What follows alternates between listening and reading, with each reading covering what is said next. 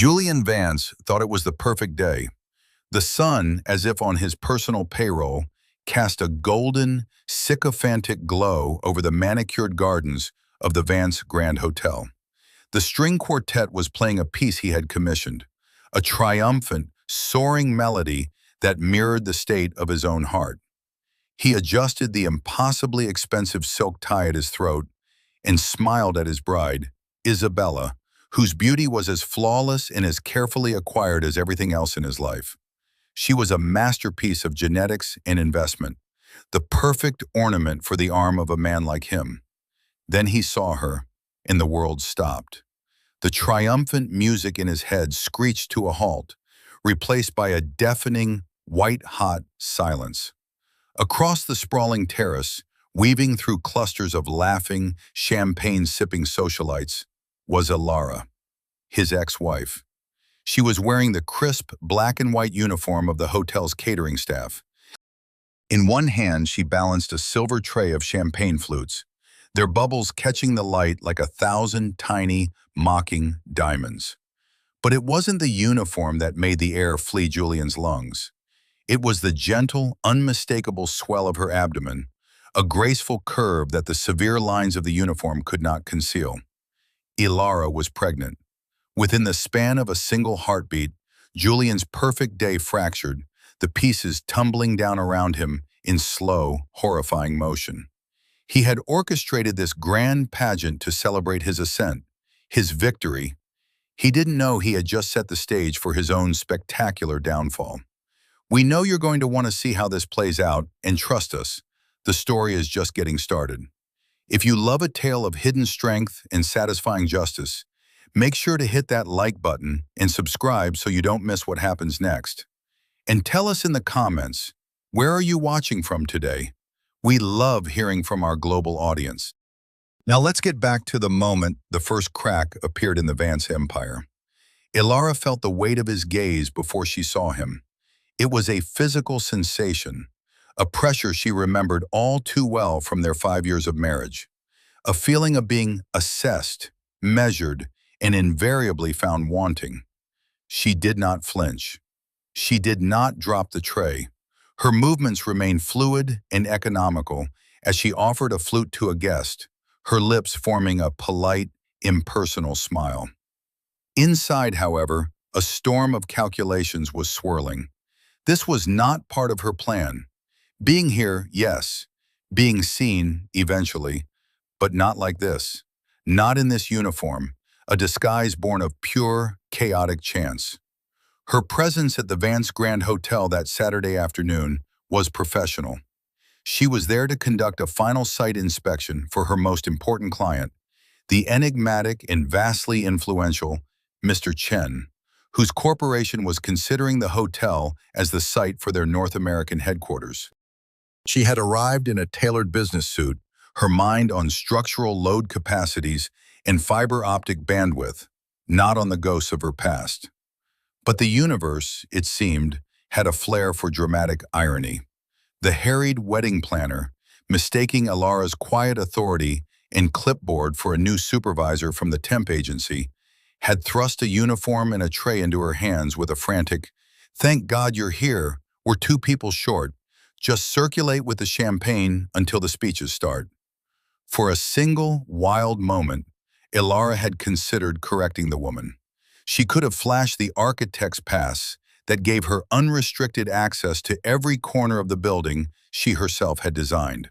She could have explained that she was not there to serve drinks, but to potentially facilitate the largest commercial real estate deal the city had seen in a decade. But then she saw the wedding signage, the ostentatious, gold-leafed calligraphy spelling out Julian and Isabella.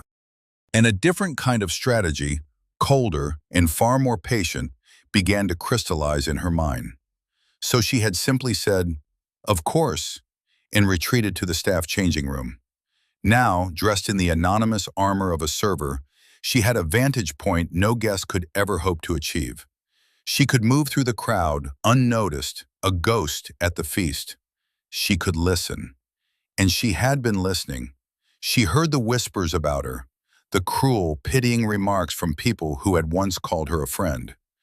"Is that Elara? My God, what happened to her?" A woman dripping in diamonds had murmured to her companion. "Julian said she had no ambition. I guess he was right." The words were meant to be barbs, sharp and wounding. Elara absorbed them like a stone wall, each one a piece of data, a confirmation of the judgment she was about to render. Her hand, steady and sure, brushed against the side of her trousers, where a simple, elegant envelope was tucked into her pocket. The paper was smooth, cool, and heavy with the promise of what was to come. It was her true armor, her hidden weapon. The uniform was merely camouflage. From across the terrace, Julian's new mother-in-law, Eleanor Vance, followed his stricken gaze. A cruel, triumphant smile played on her perfectly painted lips. She leaned in, her voice a venomous whisper in his ear.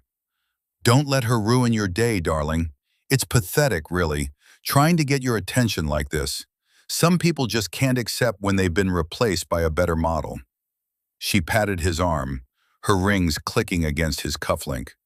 But Julian wasn't listening. He was watching Elara. He saw the way she held herself, the straightness of her spine, the quiet dignity that seemed to emanate from her, creating an invisible shield against the opulence and arrogance surrounding her. It was the same dignity he had once mistaken for passivity, the same quiet strength he had mislabeled as a lack of drive. The sight of it now, in this context, filled him with a profound and unsettling dread. He had built his new life on the rubble of his old one, convinced of his own brilliance. It had never occurred to him that Elara might have been the foundation all along. The humiliation was a steady, dripping faucet of acid.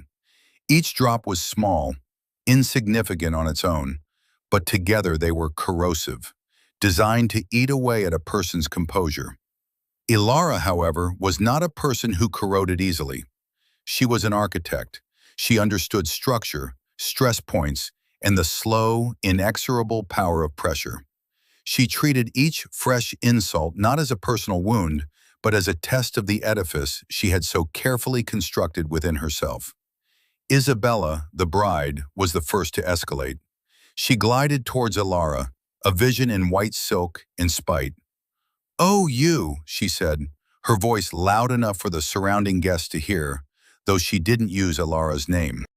It was a deliberate erasure. "I need another glass of champagne." She held out her empty flute.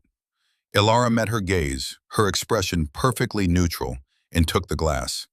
As she turned to retrieve a fresh one from her tray, Isabella made a small, theatrical stumble. A splash of ruby-red wine from the glass in her other hand arced through the air, landing squarely on the pristine white apron of Elara's uniform. A collective gasp went through the nearby cluster of guests. Isabella brought a hand to her mouth, her eyes wide with feigned horror. "Oh my goodness, I am so clumsy," she exclaimed, her voice ringing with insincerity. "You'll have to forgive me. I'm just so overwhelmed with happiness today." The unspoken message was clear. "You are a stain on my perfect day." Elara looked down at the dark red blooms spreading across the fabric. She felt the eyes of everyone on her, waiting for a reaction. They expected tears, anger, a shouted accusation. They expected a scene. Elara gave them none of it. She simply took a clean napkin from her tray, blotted the stain with a few precise, efficient dabs, and looked directly at Isabella. "It's no trouble at all, Mrs. Vance," she said, her voice calm and even. The use of the formal name was a subtle, sharp jab. It established a distance, a professional boundary that Isabella's petty drama could not cross. "Accidents happen. Allow me to get you that champagne." She turned and walked away, leaving Isabella standing there, momentarily wrong-footed. The bride had wanted to create a spectacle of Elara's shame, but Elara had refused to play her part. The power of the moment fizzled, and Isabella was left looking less like a radiant bride and more like a petulant child who had just thrown her food. But the Vance family was nothing if not persistent. Next came Eleanor, Julian's mother, a woman who had honed cruelty into a fine art. She cornered Alara near the grand buffet, where a mountain of glistening shrimp was arranged around an ice sculpture of two swans. Eleanor did not raise her voice. Her attacks were always more insidious. She picked up a canapé from a passing tray and examined it with disdain before turning to Alara. "You know," she began, her tone conversational, "Julian and I were just talking. He feels so terribly for you. It must be so difficult, starting over at your age, especially with circumstances." Her eyes flickered pointedly towards Alara's stomach. Ilara continued arranging a stack of small plates, her movements unhurried. "I'm not starting over, Eleanor," she replied, her voice low. "I'm starting something new." Eleanor let out a tinkling, condescending laugh. "Is that what you call this? Serving canapés at your ex-husband's wedding? It's a brave spin, I'll give you that. But we all know what it is. It's a cry for help." She leaned closer, her perfume cloying. "Let me give you some advice for old time's sake. Let him go. He's happy. He's with a woman who can keep up with him, who complements his status. You were always ballast, weighing him down." Each word was a carefully sharpened blade aimed at the heart. Ilara stopped her work and turned to face the older woman fully. The quiet dignity she projected was not an act. It was the result of years of enduring such attacks in silence. But this time was different. This time, the silence was strategic. "Thank you for your concern, Eleanor," she said, her voice devoid of sarcasm, which made the words all the more chilling. "But my future is quite secure." As she spoke, her fingers instinctively found the thin, rectangular shape of the envelope in her pocket. The smooth, crisp paper was a talisman, a physical reminder of the truth. This entire event, this monument to Vance's arrogance, was taking place in a building she had poured her soul into designing. The soaring glass atrium, the intricate network of cantilevered balconies, the very foundation beneath their feet, it was all hers, her vision, her work. And very, very soon, it would be hers in a much more literal sense. She was not the ballast, she was the architect. She had designed the ship, and she was about to prove that she could sink it, or sail it, or rename it, whenever she pleased. She looked past Eleanor's sneering face, her gaze sweeping over the grand hall. She wasn't just a waitress. She was a queen, disguised as a pawn, surveying her chessboard just before she declared checkmate. Julian watched these interactions from a distance, a knot of unease tightening in his gut. He saw Isabella's wine-spilling incident and his mother's sharp-tongued ambush. He saw Alara's unshakable calm in the face of it all, and it terrified him more than any outburst would have. The Alara he thought he knew would have been flustered, hurt. This woman was a stranger, a serene, implacable force moving through his celebration like a shadow. He had told himself for months that he had left her because she lacked the fire, the ruthless ambition required to thrive in his world. He had convinced himself that her quiet competence was a liability, her integrity a weakness. Now, watching her, he was beginning to suspect that he had made a catastrophic miscalculation. He had mistaken a dormant volcano for a gentle hill. The Vance family, cocooned in the gilded bubble of their own making, moved through the celebration with the supreme confidence of people who had never been told no. For them, this wedding was not merely a union of two people. It was a corporate merger of status and beauty, a public declaration of their continued dominance. Julian, having shaken off the initial shock of seeing Alara, was now fully embodying his role as the triumphant groom. He laughed loudly, clapped influential men on the back, and held Isabella's hand as if it were a scepter. "Isn't this magnificent?" he said to a group of investors, gesturing expansively at the scene. "The Vance Grand is our flagship, the crown jewel, a testament to a century of vision." He conveniently omitted the fact that the century of vision had recently culminated in a series of disastrously over-leveraged acquisitions that had brought the family company to the brink of collapse. He spoke of future expansions, of new hotels in Dubai and Shanghai, painting a picture of an empire on the rise. The investors, placated by the sheer spectacle of wealth around them, nodded and smiled, unaware that they were standing on the deck of a very beautiful, very expensive, sinking ship. Isabella, meanwhile, was in her element. She moved from one fawning group to another, a walking, talking embodiment of the Vance brand. The dress? Oh, it's a custom Vera Wang, she would say with a practiced, self-deprecating sigh. The diamonds? A wedding gift from Julian. He's so terribly generous. Her conversation was a carefully curated list of luxury brands and exotic vacation spots, each mention a subtle reinforcement of her new, elevated status. She saw Elara moving in the background, a silent black and white rebuke to her colorful world, and it only fueled her sense of victory. Elara's presence was the perfect dramatic foil, the before picture to her own glorious after. She felt a thrill of superiority, mistaking Elara's quiet presence for a pathetic attempt to reclaim a past she had so thoroughly conquered. Eleanor Vance, the family matriarch, operated with the precision of a seasoned general. She directed social traffic, ensuring that the most important guests felt seen and the less important ones remained suitably in awe. Her confidence was absolute, forged in decades of social warfare where she had always come out on top. She saw Elara's continued presence not as a threat, but as a delicious little bonus, a bit of live entertainment. "Look at her," she murmured to her sister, another formidable dowager. "Still here. You have to admire the sheer nerve of it. It's like a car crash in slow motion. You know you shouldn't look, but you can't help it." They both shared a thin, reptilian smile. To them, Elara was not a person. She was a cautionary tale, a social ghost haunting the scene of her own exorcism. Their blindness was profound, their arrogance a fortress. Inside that fortress, however, the object of their scorn was not crumbling. Elara was preparing. Every humiliation, every condescending glance was not a wound, but a piece of evidence. Her mind, trained to see the intricate connections between beams and supports, was now mapping the social architecture of the room. She saw the cracks in the Vance facade. She heard the nervous undertone in a conversation between Julian and his CFO.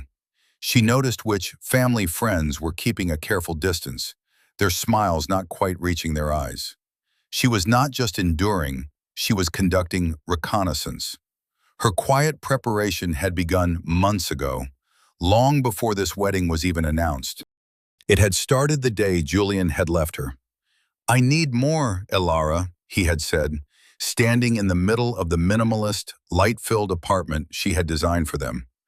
"I need a partner, not a project manager, someone with fire, with ambition that matches mine. You're happy designing boutique homes for artists. I'm building an empire. We're on different paths." The insult wasn't that he was leaving her. The insult was his complete and utter dismissal of her life's work, the passion he had mistaken for a hobby. That night after he left, she had not cried. She had opened her laptop. She had channeled her grief and anger not into despair, but into ambition, the very thing he accused her of lacking. She took her small, successful architectural firm and began to think on a global scale. She leveraged her contacts, her flawless reputation for integrity and brilliant design, and started pursuing the kind of massive, city-defining projects she had previously only dreamed of. Her success had been meteoric and deliberately quiet. She operated through a holding company, her name shielded from the public. She accumulated wealth not for the sake of luxury, but for the sake of independence. And then, one day, a unique opportunity had crossed her desk. A blind trust was quietly, desperately seeking a buyer for a portfolio of commercial properties, chief among them a landmark luxury hotel in the heart of the city, the Vance Grand. her masterpiece. The project that had won her accolades, but which Julian had always referred to as that little hotel job. She knew then what she had to do. It was not about revenge. Revenge was messy, emotional. This was about justice. It was about a rebalancing of the scales. So she had prepared. She had liquidated assets, called in favors, and moved with the silent, deadly precision of a shark. The final papers had been signed that very morning. The envelope in her pocket contained the executed deed, the legal proof that the ground on which the Vances were celebrating their invincibility now belonged unequivocally to her. Her preparation was complete. All she needed now was the perfect moment to reveal it, and she had a feeling it was coming very soon. The sun began its slow descent, painting the sky in hues of orange and violet, a dramatic backdrop for the evening's main event. The clinking of glasses and the murmur of conversation subsided as the guests were gently ushered to their seats. A hush of anticipation fell over the terrace. The air grew thick with it, heavy and still. It was the quiet before the storm. Ilara felt a shift in atmosphere deep in her bones. The time for observation was over. The time for action was at hand. The wedding planner, a woman whose face was a mask of strained professionalism, approached Ilara. Her eyes were wide with a frantic energy. "I need you to do one last thing," she hissed, her voice a low, urgent whisper. "The head table. Some of the glasses are smudged. You need to wipe them down, now, before the speeches start." It was a demeaning, menial task, and it was perfect. The head table was the epicenter of the entire event, a long, magnificent stretch of white linen overflowing with flowers and crystal. It was the stage, and they were asking her, the secret owner of the theater, to come and sweep it. The irony was so thick, so delicious, she could almost taste it. "Of course," Ilara said, her voice a model of placid obedience. She picked up a soft cloth and began to move slowly along the length of the table. The motion put her directly in the line of sight of every important person there: Julian, Isabella, Eleanor, and Julian's father, Marcus Vance. He sat at the far end, a quiet, thoughtful man who had always shown Ilara a kindness that his wife and son lacked. As she passed him, their eyes met. She saw in his gaze not the arrogance of the others, but a deep, weary sadness. He knew on some level that something was profoundly wrong with the picture before him. He gave her a small, almost imperceptible nod of acknowledgement, a gesture that felt like an apology. Ilara continued her work, her movements deliberate and graceful. She lingered at each place setting, her presence an undeniable, silent statement. The guests shifted uncomfortably. They could feel the tension, even if they couldn't name its source. It was like a low hum vibrating just beneath the surface of the celebration. She paused at Julian's seat. She could feel his gaze on her, hot and unnerved. He was watching her hands, her face, trying to decipher the unreadable calm she projected. Then she arrived at the center, at Isabella's place. The bride, radiant and oblivious, was laughing at something one of her bridesmaids had said. She didn't even notice Ilara standing there, a silent specter in her peripheral vision. Ilara looked at the crystal water goblet, flawless and gleaming. She looked at the diamond-encrusted placecard holder. She looked at the vast, glittering expanse of the wedding, a monument to money and power. Her hand, the one not holding the polishing cloth, rested for a moment on her abdomen, a subconscious, protective gesture. This was not just for her. It was for the new life she carried, a life that would be built on a foundation of truth and integrity, not on the shifting sands of arrogance and deceit. Then her fingers brushed against the envelope in her pocket. The crisp edges felt like a promise. The weight of it was the weight of her own hard-earned power, of her secret, of the truth that was about to be unleashed. The pace of the world seemed to slow. She could hear the frantic beat of her own heart, a steady drum against the backdrop of the string quartet's gentle melody. She noticed every detail with a preternatural clarity, the way a single petal had fallen from a white rose onto the tablecloth, the nervous tick in Julian's jaw as he stared at her, the cold, dismissive glint in Eleanor's eyes. This was the moment, the precipice. Every choice, every insult, every quiet victory and secret preparation had led to this single, suspended breath in time. The quiet was about to break. The storm was about to hit, and she was standing in its eye, perfectly calm, perfectly ready. The master of ceremonies, a man with a booming voice and an artificial smile, tapped the microphone. "Ladies and gentlemen, if I could have your attention, please. It is my great honor to introduce the father of the groom, Mr. Marcus Vance, for the first of our evening's toasts." A polite wave of applause rippled through the crowd. Marcus Vance rose slowly from his seat at the head table. He was a man who looked perpetually tired, a weariness that went deeper than just a lack of sleep. He held his champagne flute, his eyes scanning the crowd of smiling faces before they landed, once again, on Alara. She was standing near the edge of the terrace now, partially obscured by a marble column, but he knew she was there. He cleared his throat. "Thank you," he began, his voice softer than expected. "A wedding is a time for celebration, for looking to the future. Julian and Isabella, you make a beautiful couple." The words were correct, but they lacked conviction. There was no warmth, no fatherly pride. It sounded like he was reading a press release. "I wish you all the happiness you deserve."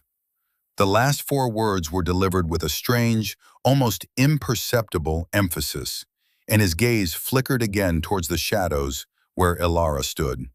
It was a coded message, though only two people in the entire assembly understood it.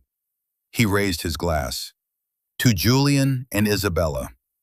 The toast was brief, perfunctory. He took a sip of his champagne and sat down, the silence he left behind more telling than any speech. Eleanor shot him a look of pure fury, a silent rebuke for his lack of enthusiasm. Julian, however, seemed not to notice. He was already getting to his feet, a wide, confident smile plastered on his face. He took the microphone from the MC. This was his moment. "Thank you, Dad," he said, his voice smooth and commanding. "And thank you all for being here to celebrate with us, with me and my incredible wife, Isabella." He paused to kiss her, a gesture met with appreciative awes from the crowd. Today is about new beginnings. It's about finding the person who elevates you, who challenges you to be the best version of yourself. It's about building a future, not being held back by the past. His eyes swept the crowd and with deliberate cruelty landed on Alara. He couldn't see her face clearly in the dimming light, but he knew she was there. He wanted her to hear this. He wanted her to understand the finality of her exclusion. "It's about letting go of things that no longer serve you," he continued, his voice dripping with condescension, "and embracing a future that is brighter, stronger, and more valuable." That was it. That was the cue. It was as if he had personally invited her onto the stage. Elara stepped out from behind the column. She did not run or shout. Her movements were calm, measured, and utterly resolute. She began to walk towards the head table, her path taking her directly across the dance floor that separated her from the stage. A low murmur rippled through the guests. Heads turned. Conversations faltered. The sight of the woman in the server's uniform, walking with such purpose towards the groom, was a breach of protocol so profound that it was mesmerizing. Two burly security guards, posted discreetly at the edge of the terrace, started to move towards her, their expressions grim. Julian watched her approach, his smile faltering, replaced by a look of irritation and disbelief. "Excuse me," he said into the microphone, trying to laugh it off. "It seems one of the staff is a little lost." The guards reached her just as she arrived at the bottom of the low steps leading up to the head table's dais. One of them, a mountain of a man, put a firm hand on her arm. "Ma'am, you need to come with us." Ilara didn't struggle. She didn't even look at the man touching her. Her eyes were locked on Julian. In a voice that was not loud, but was so clear and resonant that it cut through the murmuring and carried to every corner of the terrace, she said, "Take your hand off me." The guard hesitated, surprised by the sheer authority in her tone. She spoke again, this time to Julian, to the entire, silent, watching crowd. "I'm not lost." She reached into her pocket and her hand emerged, holding the simple, elegant envelope. She held it up, not in a threatening way, but as a simple presentation of fact. "I'm not a guest, and I am certainly not a waitress." She paused, letting the silence stretch, letting every eye fixate on her. Then she delivered the line that would bring the entire Vance empire crashing down. "I'm the owner." The three words landed in the silent terrace with the force of a physical blow. For a moment, no one seemed to breathe. The string quartet, which had been playing softly, trailed off into a discordant, confused silence. The only sound was the gentle whisper of the evening breeze through the cypress trees. Then the spell broke. A nervous titter of laughter came from one of the tables, quickly stifled. Isabella was the first to find her voice. "What did she say?" she demanded, her voice high and shrill. "Is this some kind of joke? Julian, do something!" Julian, for his part, was frozen.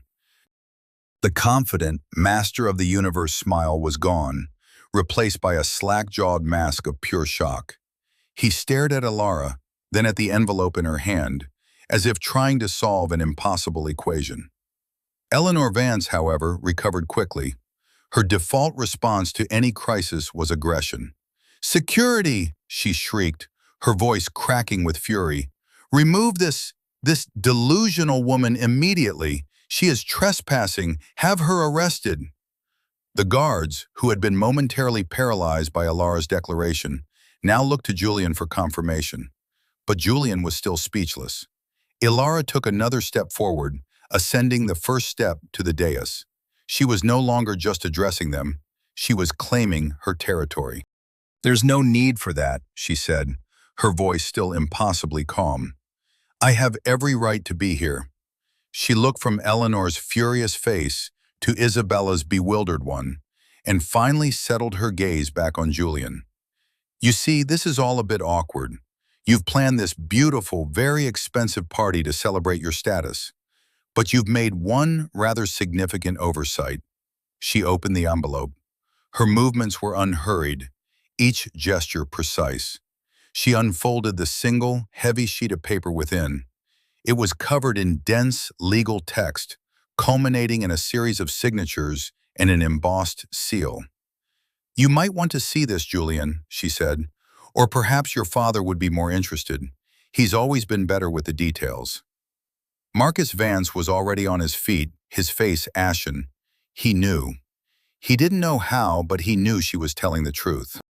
Ilara continued, her voice now taking on the tone of a lecturer explaining a complex but undeniable theorem. "The Vance Corporation has been in financial distress for some time. Bad investments, too much debt, a classic case of over-leverage. To avoid total insolvency, your board, with your father abstaining, I might add, made a difficult decision. They decided to liquidate a key asset to generate immediate capital." She let that hang in the air for a moment. The pieces were starting to click into place in the minds of the few people who mattered. The investors, the bankers, the family lawyers scattered among the guests. Their smiles had vanished, replaced by looks of intense, predatory focus. "They needed to sell," Ilara said, "but they couldn't afford the public humiliation or the hit to the company's stock that would come with announcing the sale of their flagship property. So they put the Vance Grand Hotel on the market through a discreet, anonymous third-party trust." She held up the document. "This is the executed deed of sale. The transaction was finalized at 9 o'clock this morning. The property, including the land, the building, and all associated assets, was purchased by a private holding company." She paused, taking a slow, deliberate breath. This was the moment of revelation, the culmination of months of silent work. She looked directly into Julian's eyes, a universe of shared history passing between them in an instant. Love, betrayal, condescension, and now this. The name of that holding company, she announced, her voice ringing with the clarity of a bell, is EC Holdings, LLC. She let the initials sink in. Elara Croft, her maiden name. A name Julian had insisted she give up when they married. A name she had quietly, legally reclaimed the day their divorce was finalized. "This is my hotel now, Julian," she said, the words simple, devastating, and final. "Welcome to my party." The aftermath was pure, unadulterated chaos, but it was a quiet, internal chaos for the Vances. The guests were frozen, a gallery of stunned faces lit by the soft glow of the fairy lights. The air crackled with the unspoken realization that they were witnessing not just a marital spat, but a seismic shift in the city's power dynamics. Isabella was the first to break the tableau. "That's a lie!" she screamed, her voice tearing through the silence. She lunged towards Elara, her perfectly manicured hands clawed, intent on ripping the document. "You're a crazy, jealous liar!" Before she could reach her, a calm, firm hand grasped her arm. It was Marcus Vance. "Isabella, no," he said, his voice low but firm. He wasn't looking at his daughter-in-law. He was looking at the paper in Elara's hand, his expression one of dawning, horrified comprehension. He recognized the typeface of the law firm, the structure of the deed. He knew it was real. Eleanor, for the first time in her life, seemed to have no words. Her face, a moment ago flushed with rage, had gone a waxy parchment pale. Her mouth opened and closed silently, like a fish gasping for air. The fortress of her arrogance had been breached, and its walls were crumbling around her. Julian simply stood there, a statue carved from disbelief. His world had just been upended, his reality inverted. The very stage he had chosen to broadcast his triumph had been revealed as belonging to the woman he had discarded as insignificant. The symbolism was so potent, so absolute, it was breathtaking. He looked at Elara, truly looked at her, and for the first time he saw not the quiet, unambitious wife he had constructed in his memory, but the formidable, brilliant woman who had just checkmated him in front of the entire world. Elara ignored them all. She turned to the wedding planner, who was hovering nearby, looking as if she might faint. "You must be Miss Albright," Elara said, her tones shifting from confrontational to professional. "There's no need to look so panicked. The event will be paid for." She glanced at the head table. "Please have the final invoice for tonight's gathering sent to my office in the morning. And please add a 25% gratuity for the entire staff. They've had to endure a rather difficult work environment." This act of grace, this command of the situation, was more devastating to the Vances than any shout. It was a clear, undeniable demonstration of her new power. She then turned to face the stunned guests. "I apologize for the interruption," she said, her voice projecting easily across the terrace. "As you've just heard, the Vance Grand Hotel is now under new management. Please, enjoy the rest of your evening. The champagne, it seems, is on me." A few people let out nervous laughs. Most just stared, mesmerized. And then, as if on cue, a new figure appeared at the edge of the terrace, stepping into the light. He was an older, impeccably dressed Asian man, his face a mask of serene authority. He was flanked by two assistants who parted the crowd for him like the Red Sea. It was Mr. Chen, the notoriously reclusive and legendarily powerful chairman of Chen International. His presence at any event was a major story. His presence here, at this moment, was a cataclysm. He walked directly to Elara, ignoring the Vances completely. "Elara, my friend," he said, his voice warm with genuine affection. He took both her hands in his. I came to see the space at night, as you suggested. Your vision was correct. The lighting is magnificent. He gestured around the terrace, a perfect setting for our new North American headquarters. He then turned his cool, analytical gaze on Julian. Mr. Vance, he said, the name sounding like an indictment. I was not aware you would be here. My dealings were exclusively with Miss Croft. This was the final, brutal confirmation. If Mr. Chen, a man whose net worth dwarfed the Vances even in their prime, was publicly acknowledging Alara as his partner and the owner of the property, there was no room for doubt. The story was true. The coup was complete. Julian finally seemed to break out of his paralysis. He took a stumbling step towards Alara, his hand outstretched, his face a mess of confusion, desperation, and a flicker of the old, entitled arrogance. Ilara, what is this? What have you done? Ilara looked at his outstretched hand, then back to his face. There was no triumph in her eyes, no hatred, only a calm, profound pity. I did what you told me to do, Julian, she said, her voice soft, for his ears only. You told me to find some ambition, so I did. She paused, her gaze unwavering. You were right about one thing. We did want different things. You wanted the appearance of an empire. I was more interested in the reality of owning one.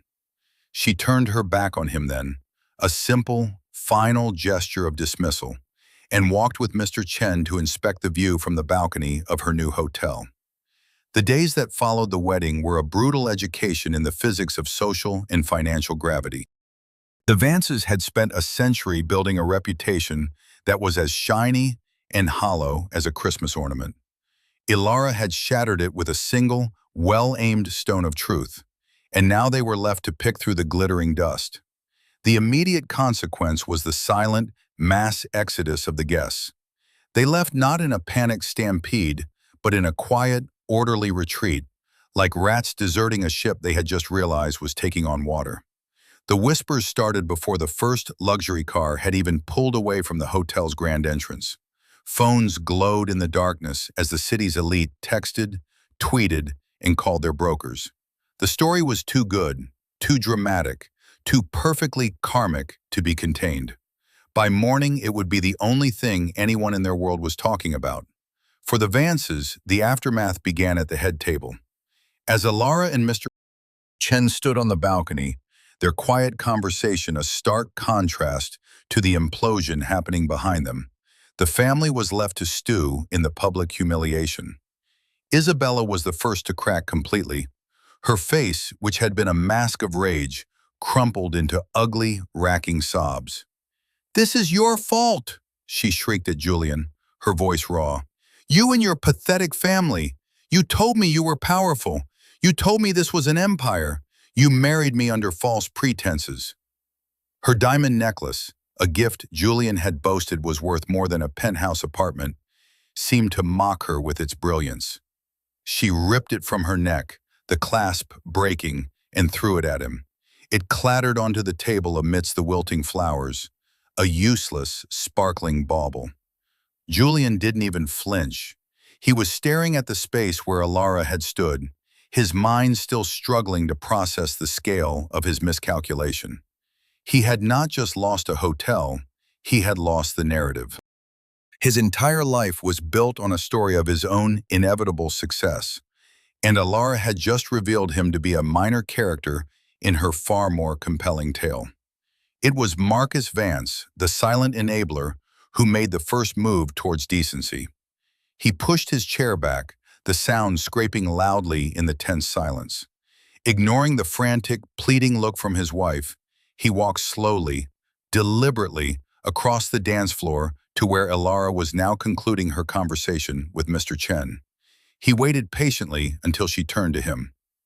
"Ilara," he said, his voice heavy with a generation of unspoken regrets. "You designed this place. You poured your heart and your talent into every line and every angle. It's only right that you own it." He looked her directly in the eye. "I am sorry for my son's blindness, for my wife's cruelty, and for my own cowardice in not speaking up sooner." This was, in its own way, as stunning a moment as the revelation itself. Vance was apologizing. Not just apologizing, but confessing a moral failure. It was a complete break in the family's united front of arrogance. Eleanor, watching from the table, let out a sound that was half gasp, half sob. Her husband had not only failed to defend the family honor, he had just publicly sided with their conqueror. Ilara looked at her former father-in-law, a man she had once respected, and saw the profound toll that living in the shadow of his family's hubris had taken. "Thank you, Marcus," she said simply. There was no gloating, only a quiet acknowledgement of a debt finally paid. She offered him a chance. "The hotel will need a competent director of operations, someone who knows the building. The position is yours if you want it." It was an act of grace, but also a masterstroke. It gave Marcus a path to redemption, and it further isolated the rest of his family in their self-made prison of pride. The consequences rippled outwards. The next morning, the financial papers ran headlines like "Vance Empire or House of Cards" and "The Architect's Revenge: How Ilara Croft Bought Her Ex-Husband's Legacy." The Vance Corporation stock, already fragile, plummeted by 60% in the first hour of trading. Lenders who had been patient suddenly became aggressive, calling in loans and demanding immediate payment. The empire Julian had boasted about was revealed to be a hollow shell, and the creditors were coming to collect the pieces. Isabella, true to her nature, was gone by noon on Monday. Her lawyer sent a terse notice to Julian, announcing her intention to file for an annulment on the grounds of fraud. Her investment had failed to mature, and she was cutting her losses. She disappeared from the social scene as quickly as she had appeared, rumored to be recovering on a billionaire's yacht in the Mediterranean, already angling for her next merger. Eleanor Vance became a social pariah. Her friends stopped returning her calls. Invitations to charity galas and exclusive dinners mysteriously dried up. She, who had wielded social exclusion as a weapon for decades, now found herself on the receiving end of it. Her power had been derived entirely from her family's perceived status. With that status gone, she was just a bitter old woman in an empty mansion. Julian was left with the wreckage. He lost the hotel, his company, his new wife, and his family's reputation in the space of 48 hours. He was adrift in a sea of consequences of his own making. He would call Ilara, leaving rambling, incoherent voicemails that swung between begging, blaming, and a pathetic, desperate anger. She never answered. She never listened to them. She simply had her assistant delete them. Her silence was the most profound judgment of all. He was no longer relevant enough for a response. A few months passed. The seasons changed, turning the green leaves of the city's parks to gold and crimson. The scandal, once a roaring fire, had settled into glowing embers, and a new equilibrium was being established. For the Vances, it was an equilibrium of loss and obscurity. For Ilara, it was one of quiet, consolidated power and burgeoning life. Her office was now the penthouse suite of the hotel she had once designed for another family's glory. She had renamed it the Meridian, a name that spoke of central importance, of a point from which all other things are measured. The ostentatious gold leaf and heavy draperies of the Vance era were gone, replaced by the clean lines, natural light, and understated elegance that were her architectural signature. The hotel was thriving, its reputation now built on the solid foundation of her integrity and vision, rather than the hollow promise of a name. She was standing by the vast, floor-to-ceiling window, looking down at the city sprawling below, when her assistant announced her 9 o'clock appointment. "Mr. Vance is here to see you."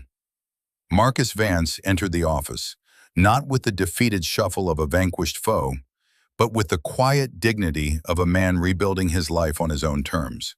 He had accepted her offer and had thrown himself into the role of director of operations with a dedication that was both professional and deeply personal. He was good at his job. Without the suffocating pressure of his family's expectations, his natural competence flourished. "Good morning, Alara," he said, handing her a slim folder. "The third quarter occupancy rates. We're up 15% since the rebranding." "That's excellent, Marcus," she said, taking the folder. "Thank you. Your work has been invaluable." Their meetings were always like this, professional, respectful, and efficient. They never spoke of Julian or Eleanor. They never spoke of the wedding. It was an unspoken agreement. The past was a closed book. They were focused on the future they were building together. But today, as their meeting concluded, Marcus hesitated at the door. "Ilara," he began, his voice softer, "forgive me for asking, but how are you feeling?" His eyes drifted for a fraction of a second to her now very prominent baby bump. Ilara smiled, a genuine, warm smile that reached her eyes. She placed a hand on her stomach. "I'm feeling strong," she said. "She's strong." "A girl," Marcus said, a sad, wistful smile touching his own lips.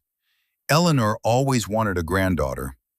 The mention of his wife was a slip, a brief crack in their carefully constructed professional dam. He looked chagrined. "I apologize." "Don't apologize, Marcus," Alara said gently. "It's all right." She saw the man before her not as part of the family that had hurt her, but as an individual struggling to find his own path to redemption. "Your choices are your own. You've proven that." He nodded, accepting the small measure of grace she offered. "Julian, he sent a letter," Marcus admitted, as if confessing a sin. "He asked me to give it to you." Ilara's smile did not falter. "You can leave it on the table, Marcus. Thank you." After he left, she looked at the envelope. It was Julian's handwriting, messier than she remembered, the letters slanting with desperation. She remembered a time when a letter from him would have made her heart leap. Now it was just another piece of paper on her desk. She picked it up, weighed it in her hand, and then, without opening it, she dropped it into the discreet shredder built into her console. It wasn't an act of anger. It was an act of closure. Whatever apology or excuse or plea it contained was irrelevant. His words had no power over her anymore. Her justice wasn't about watching him suffer. It was about her own success being so complete that his fate simply ceased to matter to her. She turned back to the window, her hand resting on the life growing within her. The city below was a testament to human ambition, a landscape of glass and steel and dreams. She had once been a footnote in someone else's story of this city. Now she was one of its primary authors. The past was a foundation, not a destination. And her future, like the skyline stretching out before her, was bright, expansive, and entirely her own. 1 year later, the Meridian Hotel was not just a success, it had become an icon.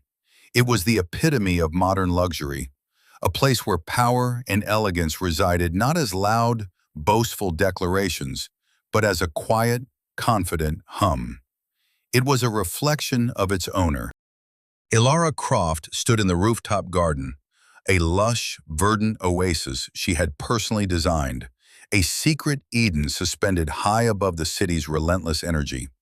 The late afternoon sun filtered through the leaves of a Japanese maple, dappling the stone pathway. In her arms she held her daughter, a beautiful, healthy 6-month-old named Hope. The baby gurgled, her tiny hand reaching out to grasp a lock of Ilara's hair. Ilara laughed, a sound that was freer and lighter than it had been in years. She was no longer just the architect or the businesswoman. She was a mother. This, she knew, was her greatest project, her most enduring legacy. From this vantage point, she could see the city laid out like a map of her own life. She could see the boutique buildings she had designed in her early career, the physical manifestations of her initial, quiet passion. She could see the gleaming headquarters of Chen International, a monument to her global ambition. And she was standing atop the building that represented her greatest trial and her ultimate vindication. It was all connected, a story written in steel, in glass, in concrete. She had heard news of the Vances, of course. It was impossible not to. Marcus remained at the Meridian, a respected and integral part of her team. Their relationship was one of mutual respect, a quiet testament to the possibility of second chances. Eleanor, she had heard, now lived in a much smaller, more manageable condo, her social life reduced to a small circle of similarly deposed matriarchs. They spent their days lamenting the decline of old-world values, blind to the fact that they had been the architects of their own obsolescence. And Julian, he had tried and failed to start over. Without the Vance name and money to pave his way, his arrogance was seen not as confidence, but as delusion. His charm, once a potent weapon, was now a thin, transparent veneer. The last she heard, he was working for a mid-level real estate firm in another state, selling a story of his past success that no one quite believed. He was a ghost, haunting the memory of a life he had failed to appreciate. Ilara felt no satisfaction in this, only a distant clinical pity. He had not been a monster, merely a man of profound weakness who had mistaken his privilege for strength. The true victory, Ilara understood now, was not in their fall, but in her rise. It was not in the revenge, but in the redemption, her own. She had redeemed her work from his dismissal, her name from his shadow, and her future from his judgment. She had learned that true power wasn't the ability to dominate others, but the ability to define oneself. It wasn't about the noise you made, but about the substance of what you built. The story of the wedding had become a modern fable in the city, a cautionary tale whispered at cocktail parties and board meetings.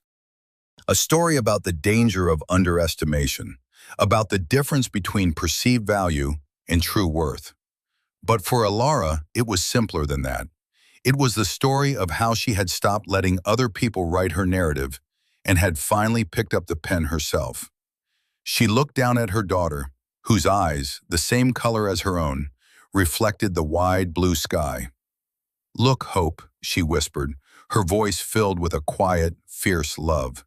"It's all yours to build." The real empire wasn't the buildings or the bank accounts. It was this moment, this future, this quiet, unshakable peace. The story of Ilara and the Vances teaches us a powerful lesson. A person's true worth is not measured by the labels society gives them or the status they display, but by the integrity they hold, the resilience they show, and the substance of what they create. It's a reminder that quiet strength is often the most formidable power of all. What did you think of Ilara's journey? Do you believe in poetic justice, or do you think she should have sought a different path? We would love to read your thoughts in the comments below. Your perspective is what makes this community so special. If you found this story inspiring and want to see more tales of triumph and vindication, please give this video a like and be sure to subscribe to our channel. Thank you for joining us today, and we'll see you in the next story.